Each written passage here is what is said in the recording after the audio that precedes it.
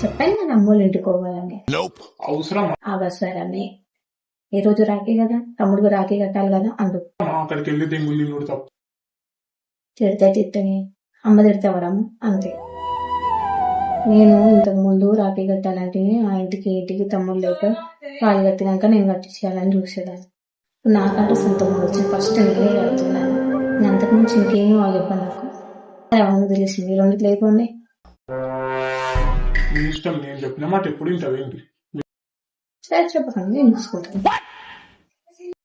ఇంకా రెడీగా తొందరగా అయిపోయింది. సరే నన్ను దించేసి మీరు వెళ్ళిపోండి ఆఫీస్కి. రాగే పని అనుకుంటా ఎవరి అక్క ఎవరికి అక్క, నీకెందుకు అక్క అవుతుంది? నాటకాలు చేసినాక దాంతో కట్టించుకునేదే లేదు అసలు నీకు. అదే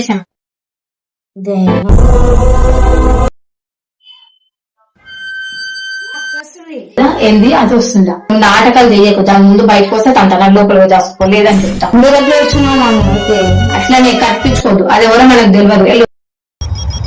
ఉంటుందా అది వచ్చి నా కొడుకు కట్టడానికి రాని తిట్టి పంపిస్తే కన్ఫర్మ్ అవుతుంది.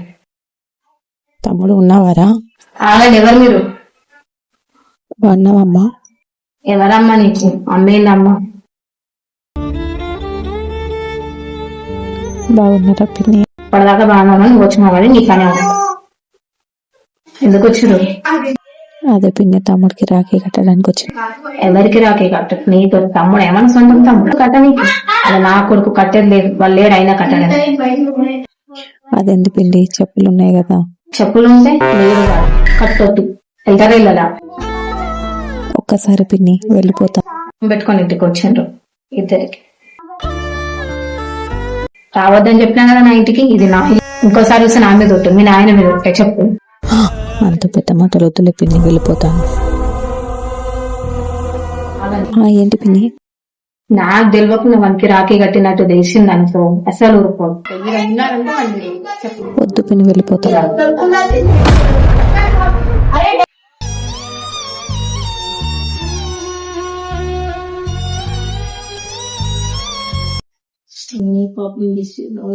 తమ్ముడికి రాఖీ కట్టమన్న